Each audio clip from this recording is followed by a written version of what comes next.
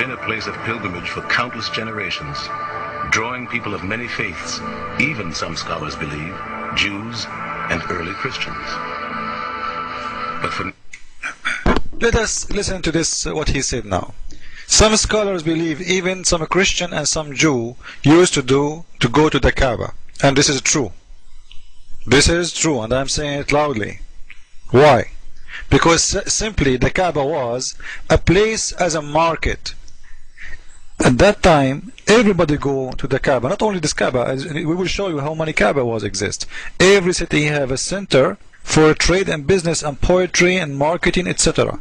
And as you see, this is an old city, old picture for the Kaaba. Not very old actually, but before the oil revolution, they start having money. Before, the Kaaba was nothing.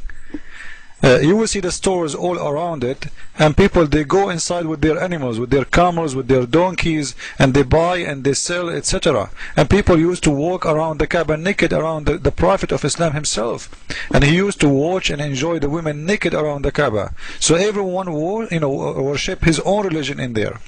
And you will see that the Kaaba was, this is an old picture for the black stone before they got the money. Look how awful it is. It's very ugly, disgusting. And you will see even before the oil, the flooding used to cover the Kaaba. The money of the oil, Allah could not stop the flooding, but the oil money stopped it. America did the work, made the flood stop. Allah could not protect his house from flooding. Every year they have a flooding.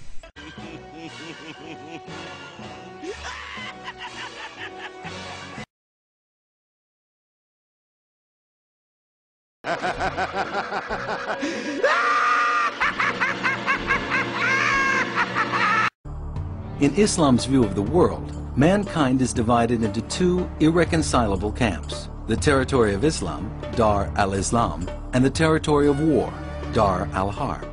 All lands under Islamic control are considered Dar al-Islam, where Islamic law reigns.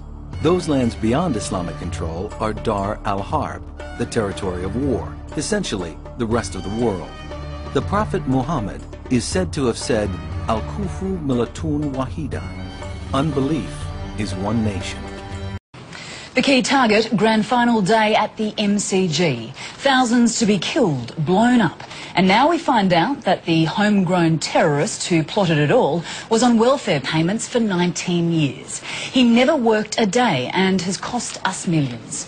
Claire Brady looks at the jihad cell that was funded by you and me.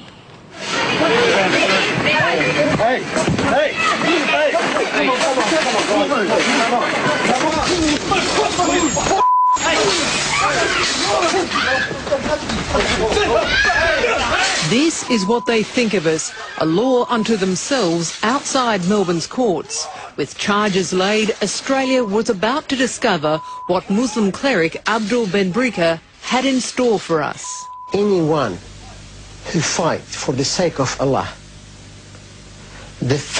when he dies, the first drop of blood that comes from him out, all his sin will be forgiven. Benbrika and 6 of his followers had planned deadly blasts and bloodshed. Found guilty of plotting to wage a violent jihad on Australian soil. There are 2 laws. There is an Australian law, there is an Islamic law. And if that wasn't bad enough, it's now been revealed that you were paying for him to plot his vicious attacks, every day making his deadly plans with your taxpayer funds. He hadn't worked in 19 years. That's around 7,000 days. And with 7 children, his welfare payments netted him about $1 million of our money. The agencies that send out, the dole and dole payments and give baby bonuses to people, a lot of these people that come to this country, they're taking money off the Australian taxpayers, and yet at the same time they're plotting against us. I mean, it just seems crazy that the departments don't talk to each other. I mean, does immigration ever talk to ASIO? Does ASIO ever talk to immigration? Is there not a list of these people and that overstay their visas? Radio broadcaster Steve Price let fly. I think the Australian government needs to get more serious about terrorism. They end up living off the Australian taxpayers. because that's what a lot of these people do. Not only were we paying him and his family, but he shouldn't have been on our shores. Ben Bricker was an illegal immigrant ordered out of Australia 3 times in 1990, 94 and 95.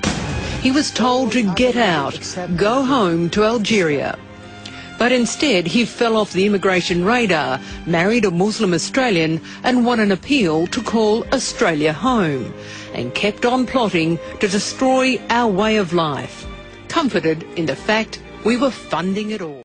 Let's test your views. These sorts of approaches. Let me test your views. Do you agree with the view, for example, that, quote, he who does not rule by Islam should either retract or be killed? Look, as I said, I'm not going to respond to sound bites. Our approach is very clear. This is a quote. This is a quote. Democracy. But this is a quote, Mr. Badar, that is purportedly in your organisation's literature. It is certainly a quote that has been uttered by some of the extremist clerics who would be front and centre in this Islamic State that you advocate, that he who does not rule by Islam should either retract or be killed. Do you endorse that view? Look, again, as I said, unless we're going to extol a good portion of our literature, there's no point in taking out phrases like that. I said our approach is very, very clear. Our approach is very, very clear that let's be honest with each other. Are you we afraid have different to answer views. that question? There is a very clear difference between a man-centric worldview and a God-centric one. And when we do talk about democracy, I think, again, we should be honest with each other that it's quite hypocritical on the part of Western governments to have all this talk about democracy while supporting dictatorships and tyranny in the Muslim world. That's where the issue is. All right, so you're not going to answer that question. Let's see if you answer. Any act of war against Dar al-Harb is morally justified, legal, and exempt from any ethical judgment. If it were not for our secular democracy that you denounce, you would not be entitled to a voice in this country, would you? Certainly not in the strength of numbers. Look, again, as I said, our views are very clear about democracy. It's not a numbers game. We need to be clear that there's different opinions. But can you address the question? Because by any perception, you are exploiting the very freedoms that you exhort your followers to reject. So what expressing a different opinion is to go against the freedoms that we're given here? Because what I'm saying is, if it were not for our secular democracy that you have denounced, our secular democracy that you say is a dying form that you have denounced, you would not be entitled to a voice in this country, would you? For example, under the old Taliban rule in Afghanistan, what do you think would have happened to 1,000 Christians who tried to assemble in a hall and preach an anti-Islam message? What do you think would have happened to them? Well, I think that question should perhaps be directed to the CIA and the Americans who put the Taliban in place in the first instance. I'm asking you, what do you think would have happened to them? Well, I'm not going to comment about specific situations that I have no specific knowledge about.